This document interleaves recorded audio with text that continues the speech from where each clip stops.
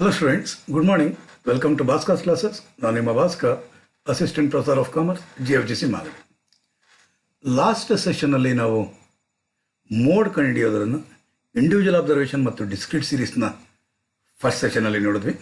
Second ಸೆಷನಲ್ಲಿ mode ಕ್ಯಾಲ್ಕುಲೇಷನ್ನ grouping and analysis ಟೇಬಲ್ನ ಮೆಥಡ್ನ ಮುಖಾಂತರ ಯಾವ ರೀತಿ ಕಾಂಪ್ಯೂಟ್ ಮಾಡ್ಬೋದು ಅಂತ ತಿಳ್ಕೊಂಡಿದ್ವಿ.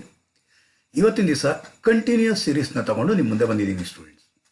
ಕಂಟಿನ್ಯೂಯಸ್ ಸೀರೀಸ್ನಲ್ಲಿ ಯಾವ ರೀತಿ ಮೋಡ್ನ ಕಂಪ್ಯೂಟ್ ಮಾಡಬೇಕಾಗಿರುತ್ತೆ, ಇನ್ನೂ ಅಡಿಷ್ನಲ್ ಆಗಿ 2 ಫಾರ್ಮುಲಾ ಬರುತ್ತೆ. ಆ 2 ಫಾರ್ಮುಲಾ ಯಾವ ರೀತಿ ಇರುತ್ತೆ, ಯಾವಾಗ ಉಪಯೋಗಿಸ್ಬೇಕಾಗಿರುತ್ತೆ, ಯಾವ ರೀತಿ ಉಪಯೋಗಿಸ್ಬೇಕಾಗಿರುತ್ತೆ ಅಂತ ಈ ಸೆಷನಲ್ಲಿ ತಿಳ್ಕೊಳ್ಳೋಣ ಸ್ಟೂಡೆಂಟ್ಸ್. ಹಾಗಾದರೆ ಈ ವಿಡಿಯೋ ನಿಮಗೆ ಇಷ್ಟ ಆಯಿತು ಅಂದರೆ ಲೈಕ್ ಮಾಡಿ, ಕಾಮೆಂಟ್ ಮಾಡಿ ಮತ್ತು ಶೇರ್ ಮಾಡಿ ಸ್ಟೂಡೆಂಟ್ಸ್. ನನ್ನ ಚಾನಲ್ಗೆ ಇನ್ನೂ ನೀವು ಸಬ್ಸ್ಕ್ರೈಬ್ ಆಗಿಲ್ಲ ಅಂದರೆ ಕೆಳಗಡೆ ಕೊಟ್ಟಿರುವಂತಹ ಸಬ್ಸ್ಕ್ರೈಬ್ ಬಟನ್ ಮೇಲೆ ಟಚ್ ಮಾಡಿ, ಮೊದಲು ಸಬ್ಸ್ಕ್ರೈಬ್ ಆಗಿ ಪಕ್ಕದಲ್ಲೇ ಇರುವಂತಹ ಬೆಲ್ ಐಕಾನ್ ಮೇಲೆ ಟಚ್ ಮಾಡಿ ಅಲ್ಲಿ ಆಲ್ ಅಂತ ಕೊಡಿ ಸ್ಟೂಡೆಂಟ್ಸ್. ಕಾರಣ ಇಷ್ಟೇ, ನಾನು ಯಾವಾಗಲೇ ವಿಡಿಯೋನ ಅಪ್ಲೋಡ್ ಮಾಡಿದ್ರು ಕೂಡ ನಿಮ್ಮ ಮುಂದೆ ಒಂದು ಪುಟ್ಟ ನೋಟಿಫಿಕೇಶನ್ ಮುಖಾಂತರ ಬಂದು ನಿಂತ್ಕೊಳ್ಳುತ್ತೆ ಸ್ಟೂಡೆಂಟ್ಸ್. ಯಾವುದೇ ವಿಡಿಯೋನ ನೀವು ಮಿಸ್ ಮಾಡ್ಕೊಳ್ಳೋಕ್ಕೆ ಅವಕಾಶ ಇರೋದಿಲ್ಲ ಸ್ಟೂಡೆಂಟ್ಸ್. ಹಾಗಾದರೆ ಬನ್ನಿ ಈಗ ಮೋಡ್ ಕ್ಯಾಲ್ಕುಲೇಟ್ ಮಾಡೋದು ಯಾವ ರೀತಿ ಅಂತ ಕಂಟಿನ್ಯೂಸ್ ಸೀರೀಸಲ್ಲಿ ನೋಡೋಣ ಸ್ಟೂಡೆಂಟ್ಸ್. ಬನ್ನಿ ಸ್ಟೂಡೆಂಟ್ಸ್.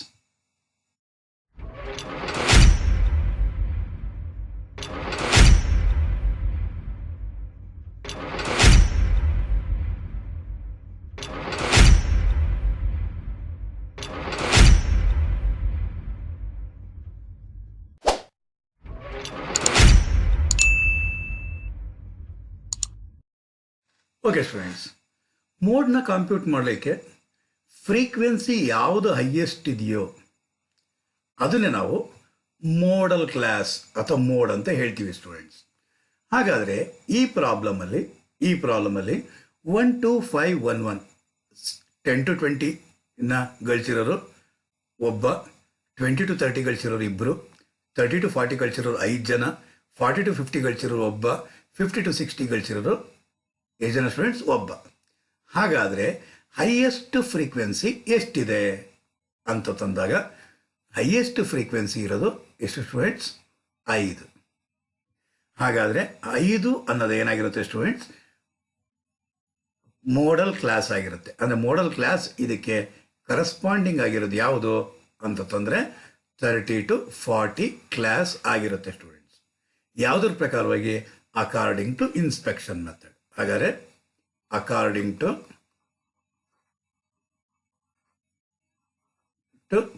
ಇನ್ಸ್ಪೆಕ್ಷನ್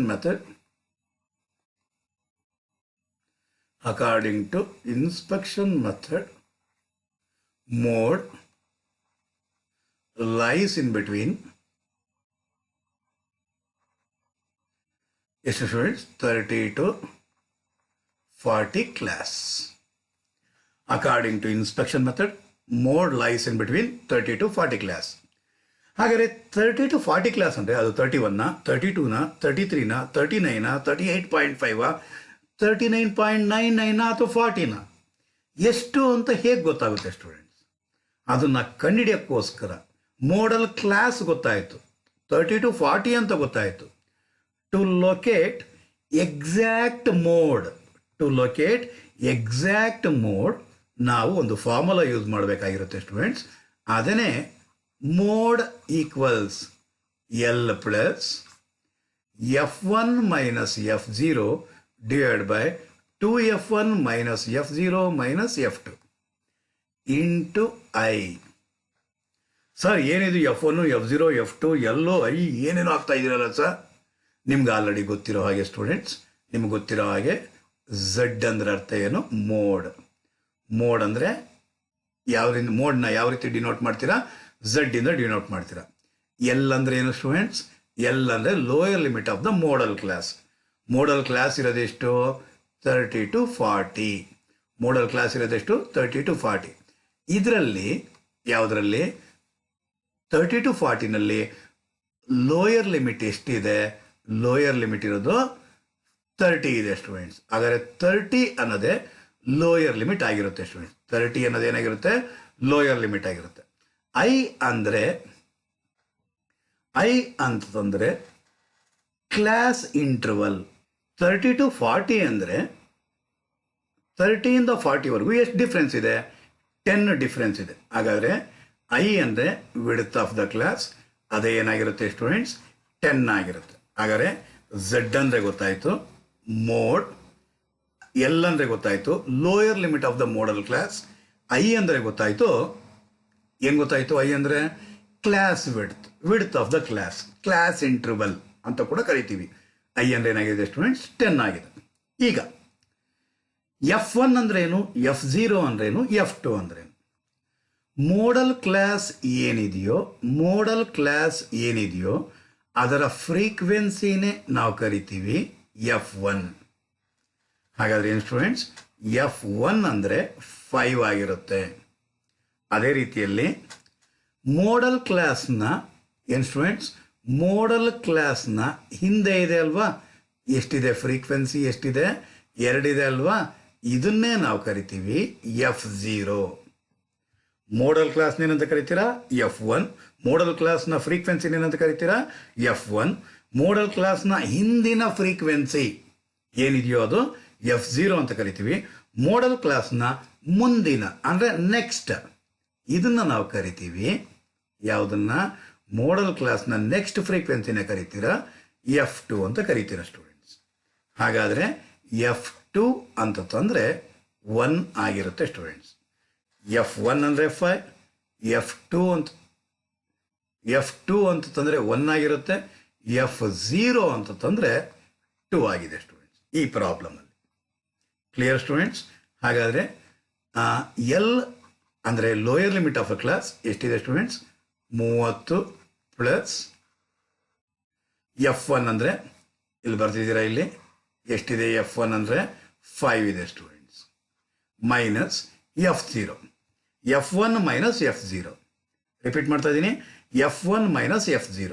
F1 ಅಂದರೆ 5, F0 ಅಂದರೆ 2 divide by 2 into 2F1.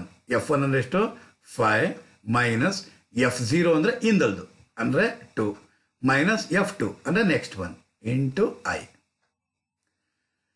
So 30 plus 5ರಲ್ಲಿ 2 ಕಳೆದ್ರೆ ಬರೋದು 3. 2 ಇಂಟು 5 ಎಷ್ಟಾಗುತ್ತೆ students? 10 minus 2 minus 1 into I. I ಅಂದರೆ ಇಲ್ಲೇ ಬರಿಬೇಕಾಗಿತ್ತು, ಕ್ಲಾಸ್ ಇಂಟರ್ವಲ್ ಎಷ್ಟು? 10.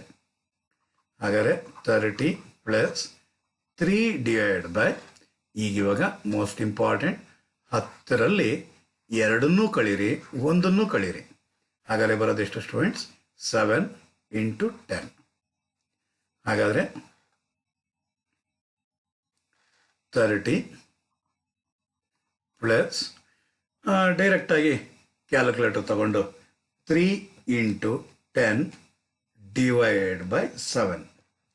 ಹಾಗಾದರೆ ಬರಬಹುದು 4.2857 ಬರುತ್ತೆ.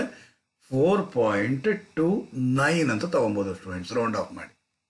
ಹಾಗಾದರೆ ಮೋಡ್ ಈಕ್ವಲ್ಸ್ 34.29 34.29 ಆಗಿರುತ್ತೆ ಸ್ಟೂಡೆಂಟ್ಸ್. ಹಾಗಾದರೆ ಫಾರ್ಮುಲಾ ಬರೆಯೋದು very easy students. Mode equals ಒಂದ್ಸಲಿ ಬರಿತೀನಿ, ಎಲ್ ಪ್ಲಸ್ ಗೊತ್ತಾಯಿತು, ಇಂಟು ಐ ಗೊತ್ತಾಗೋಯ್ತು. ಇಲ್ಲಿ ಬರಿಬೇಕಾಗಿರೋದು ಇಲ್ಲಿ F1 ಮೈನಸ್ F0, ಮತ್ತೆ ರಿಪೀಟ್ ಹಾಗೆ ಮಾಡಿ, ಜೊತೆಗೇನು ಸೇರಿಸಿ ಅಂದರೆ 2F1 ಮೈನಸ್ F0. ಇನ್ನು ಉಳ್ಕೊಂಡಿರೋದು F2ನ ಹಾಕ್ಬಿಡಿ. ರಿಪೀಟ್ ಮಾಡ್ತಾ ಇದ್ದೀನಿ ಸ್ಟೂಡೆಂಟ್ಸ್.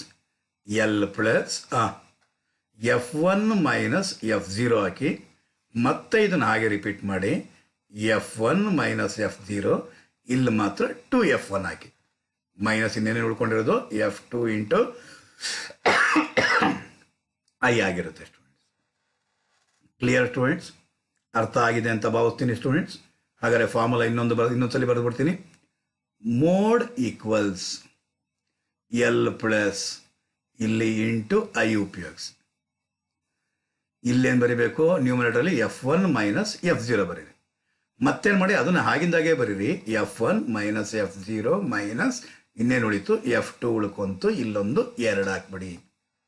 ಇನ್ನೂ ಶಾರ್ಟ್ಕಟ್ ನಾನು ಹುಡುಕೊಡ್ಬೇಕು ಅಂತಂದ್ರೆ ನಿಮಗೆ ಇಲ್ಲೊಂದು 2 ಇರುತ್ತೆ, ಇಲ್ಲೊಂದು 2 ಇರುತ್ತೆ, ಫಸ್ಟ್ 2 ಇರುತ್ತೆ, ಕೊನೆಗೊಂದು 2 ಇರುತ್ತೆ. ಫಾರ್ಮುಲಾನ ಯಾವತ್ತೇ ಆಗಲಿ ಒಂದು ಲಾಜಿಕ್ ಇಟ್ಕೊಳ್ಳಿ, ಪ್ರಾಕ್ಟೀಸ್ ಮಾಡಿ. ಪ್ರಾಕ್ಟೀಸ್ ಮಾಡಿ. ಒಂದಲ್ಲ ನೋಡ್ರಿ, ನಾನು ನಿಮಗೆ ಹೇಳ್ಕೊಡ್ಲಿಕ್ಕೆ ನಾನು 4 ಸಲ ಫಾರ್ಮುಲಾ ಬರೆದಿದ್ದೀನಿ.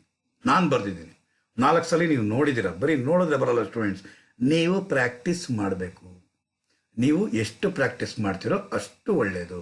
ನೋಡಿ, ಇನ್ನೊಂದ್ಸಲಿ ಬರಿತಾ ಇದ್ದೀನಿ ನೋಡಿ. Mode equals L plus into I ಇಲ್ಲಿದ್ದೇ ಇರುತ್ತೆ. F1 ಮೈನಸ್ F0 ಇಲ್ಲ ಹಾಕಿ 2F1 minus F0 minus F2.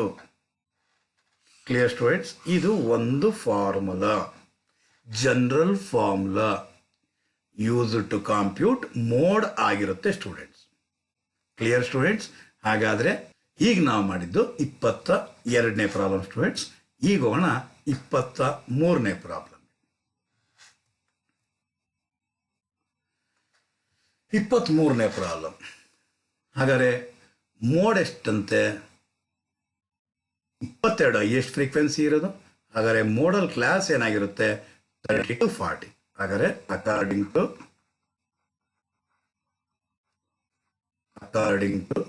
inspection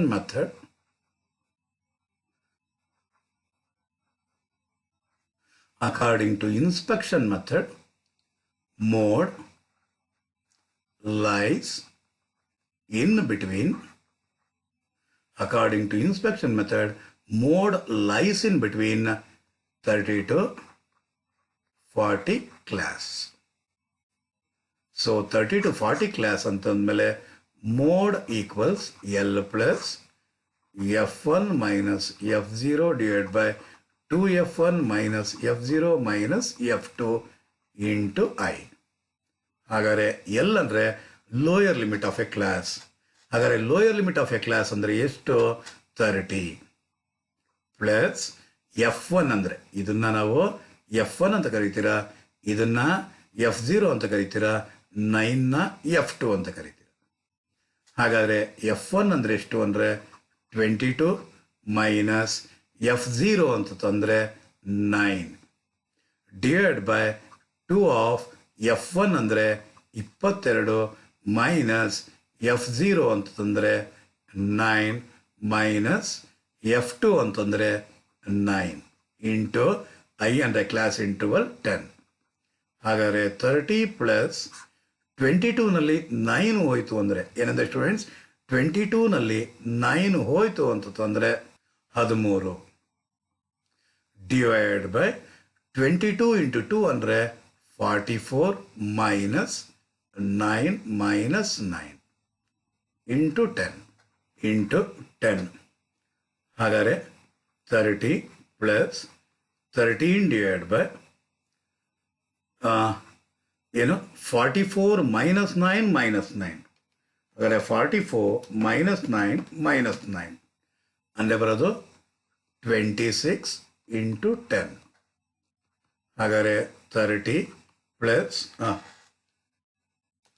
ಏನು ಸ್ಟೂಡೆಂಟ್ಸ್ 13 ಇಂಟು 10 ಡಿವೈಡ್ ಬೈ 26 ಅಂದರೆ ಬರೋದು 5. ಹಾಗಾದರೆ ಮೋಡ್ ಈಕ್ವಲ್ಸ್ 35 ಆಗಿರುತ್ತೆ ಸ್ಟೂಡೆಂಟ್ಸ್. ಏನು ಸ್ಟೂಡೆಂಟ್ಸ್? ಮೋಡ್ ಈಕ್ವಲ್ಸ್ 35 ಆಗಿರುತ್ತೆ ಸ್ಟೂಡೆಂಟ್ಸ್. Clear students? ಇದು ಒಂದು formula, general formula use to compute mode ಆಗಿರುತ್ತೆ ಸ್ಟೂಡೆಂಟ್ಸ್. ಕೆಲವು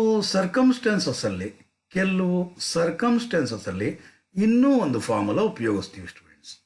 ಏನು ಉಪಯೋಗಿಸ್ತೀವಿ ಅಂದಾಗ ನೋಡಿ, ಇಲ್ಲಿ ಕಾಣಿಸ್ತಿದೆಯಾ? ಮೋಡ್. ಏನು ಸ್ಟೂಡೆಂಟ್ಸ್? ಮೋಡ್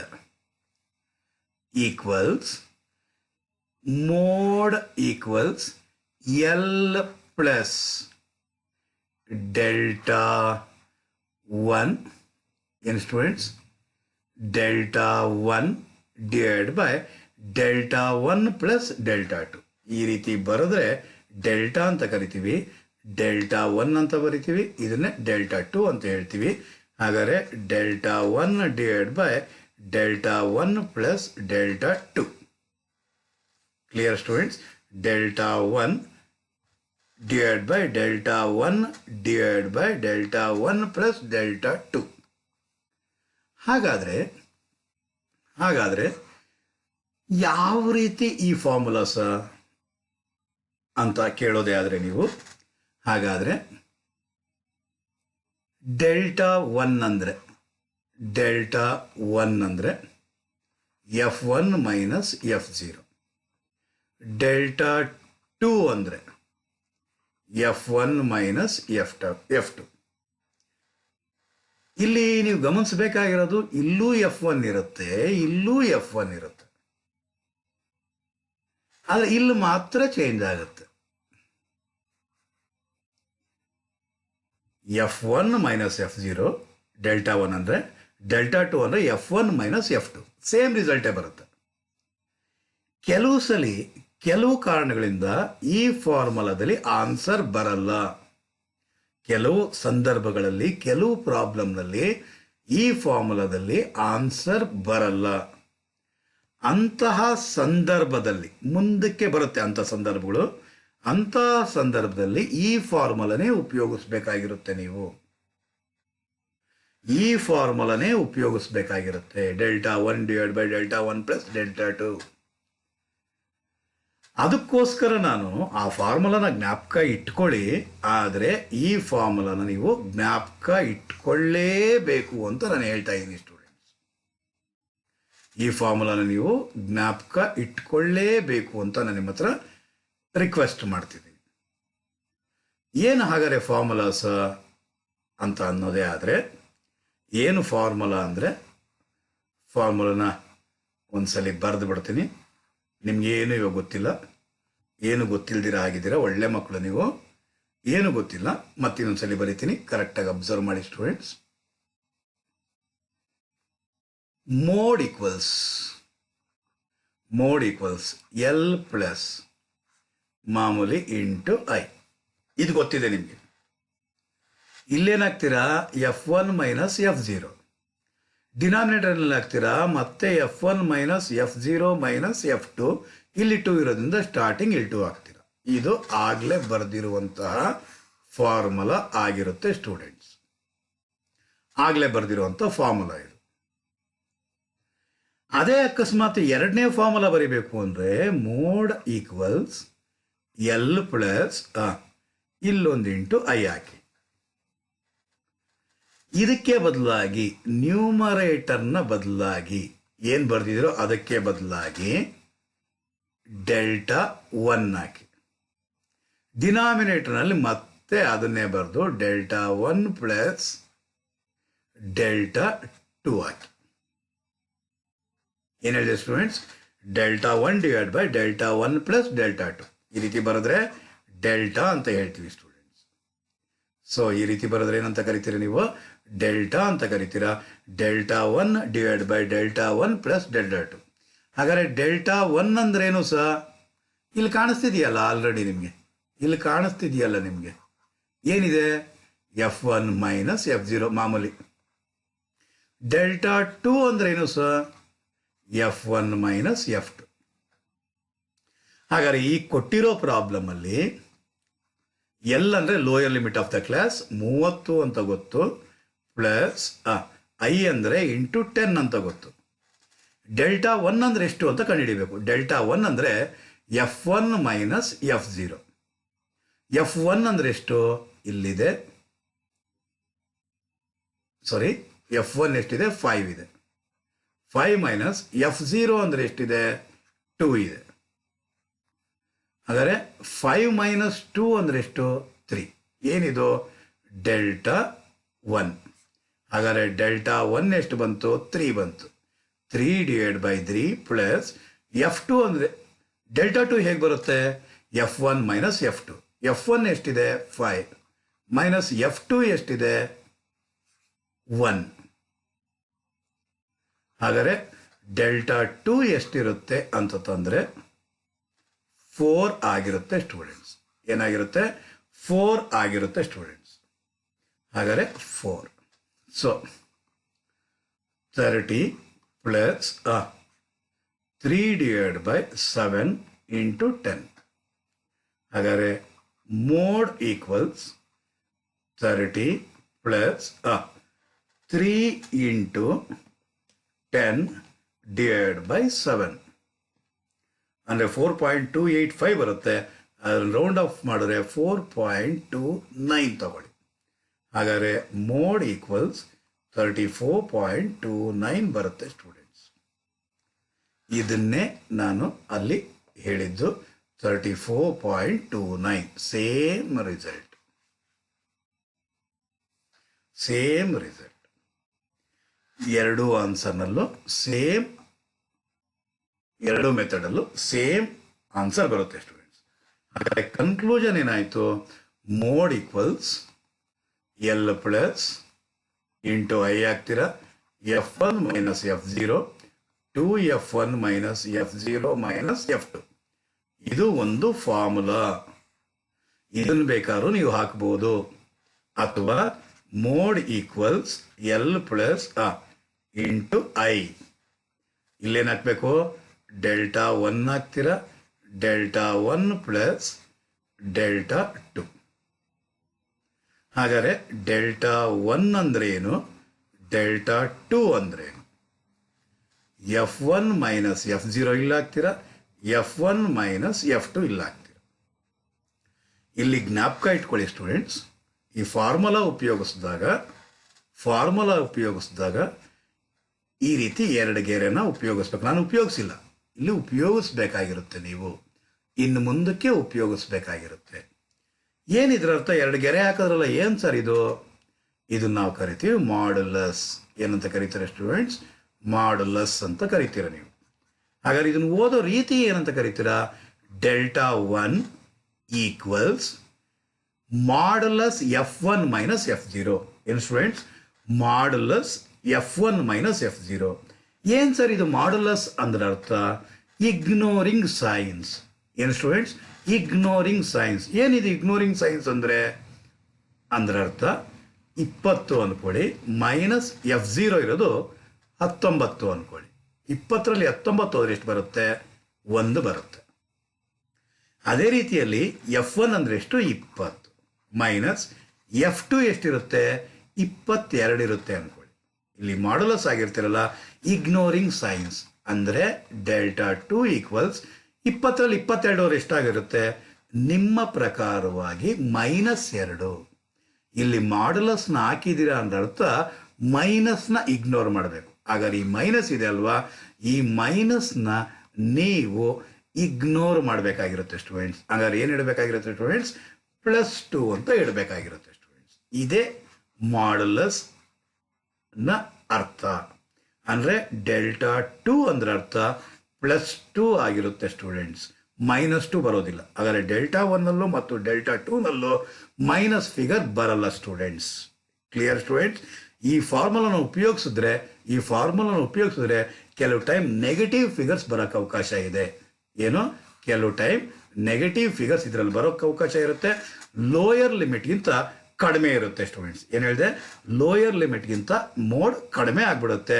ಅಂತಹ ಸಂದರ್ಭದಲ್ಲಿ ಮೋಡ್ ಇಲ್ಡಿಫೈನ್ ಆಗುತ್ತೆ. ಅಂತಹ ಸಂದರ್ಭದಲ್ಲಿ ಈ ಫಾರ್ಮುಲಾನ ಉಪಯೋಗಿಸೋಕ್ಕಾಗಲ್ಲ. ಆಗ ಏನು ಮಾಡಬೇಕಾಗಿರುತ್ತೆ ಸ್ಟೂಡೆಂಟ್ಸ್? ಇದೇ ಫಾರ್ಮುಲಾನ ನೀವು ಯೂಸ್ ಮಾಡಬೇಕಾಗಿರುತ್ತೆ ಅಂತ ಸಂದರ್ಭದಲ್ಲಿ ಇಗ್ನೋರಿಂಗ್ ಸೈನ್ಸ್. Clear students? ಹಾಗಾದರೆ ಈಗ ನಾವು ಮಾಡಿದ್ದು 22ನೇ ಪ್ರಾಬ್ಲಮ್ ಸ್ಟೂಡೆಂಟ್ಸ್. ಈಗ ಹೋಗೋಣ 23ನೇ ಪ್ರಾಬ್ಲಮ್. ಇದು ಒಂದು ಫಾರ್ಮುಲಾದಲ್ಲಿ ಮಾಡಿದ್ದು. ಇದನ್ನೇ ಅಕಸ್ಮಾತ್ ಇನ್ನೊಂದು ಫಾರ್ಮುಲಾ ಇದೆಲ್ಲ ಅದನ್ನು ಅಪ್ಲೈ ಮಾಡಿದಾಗ, ಇನ್ನೊಂದು ಫಾರ್ಮುಲಾದಲ್ಲಿ ಅಪ್ಲೈ ಮಾಡಿದಾಗ mode equals L plus delta 1 divide by delta 1 plus delta 2 into I. ಹಾಗಾದರೆ ಡೆಲ್ಟಾ 1 ಮೊದಲು ಕ್ಯಾಲ್ಕುಲೇಟ್ ಮಾಡಬೇಕು. Delta 1 equals F1 minus F0. F1 ಅಂದರೆ ಎಷ್ಟಿದೆ ಸ್ಟೂಡೆಂಟ್ಸ್? 22 ಮೈನಸ್ F0 ಅಂದರೆ ಎಷ್ಟಿದೆ ಸ್ಟೂಡೆಂಟ್ಸ್? 9. ಹಾಗಾದರೆ 22 ಮೈನಸ್ 9 ಅಂದರೆ ಬರೋದೆಷ್ಟು? 13. ಡೆಲ್ಟಾ 2 ಅಂದರೆ ಬರೋದು F1 minus F2. F1 minus F2 ಅಂದರೆ F1 ಎಷ್ಟು? 22 ಮೈನಸ್ 9. ಡೆಲ್ಟಾ 2 ಅಂದರೆ 13. Clear students? ಲೋಯರ್ ಲಿಮಿಟ್ ಎಷ್ಟು ಅಂದರೆ 30 ಪ್ಲಸ್ ಡೆಲ್ಟಾ 1 ಅಂದರೆ ಎಷ್ಟು 13 divide by 13 plus 13 into I ಅಂದರೆ 10. ಹಾಗಾದರೆ mode equals 30 plus 13 divided by 26 into 10.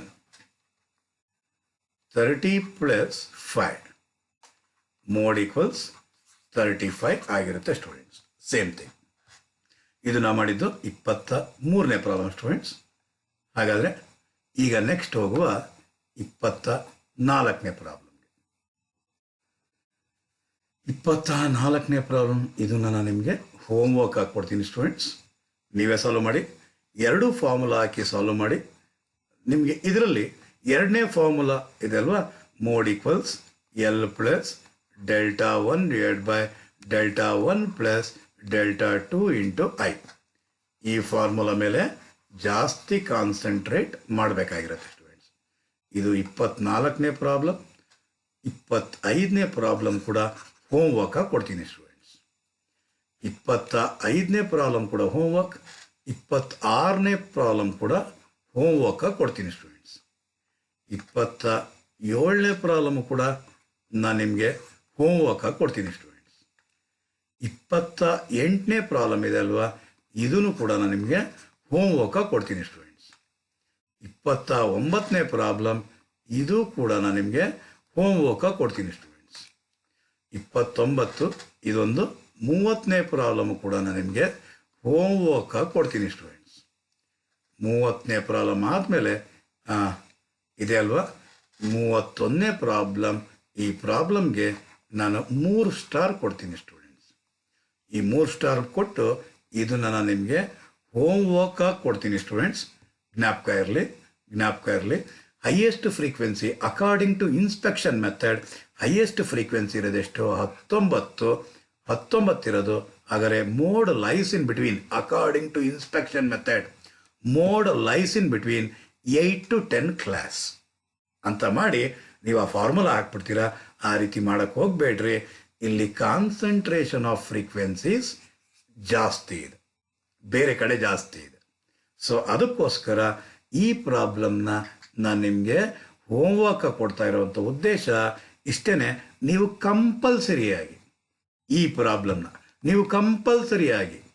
ಪ್ರಾಬ್ಲಮ್ನ ನೀವು ಗ್ರೂಪಿಂಗ್ ಆ್ಯಂಡ್ ಏನು students, grouping and analysis table ಮೆಥಡ್ನ ಮುಖಾಂತರವಾಗಿ ನೀವೇನು ಮಾಡಬೇಕು, ಸಾಲ್ವ್ ಮಾಡಬೇಕಾಗಿರುತ್ತೆ ಸ್ಟೂಡೆಂಟ್ಸ್.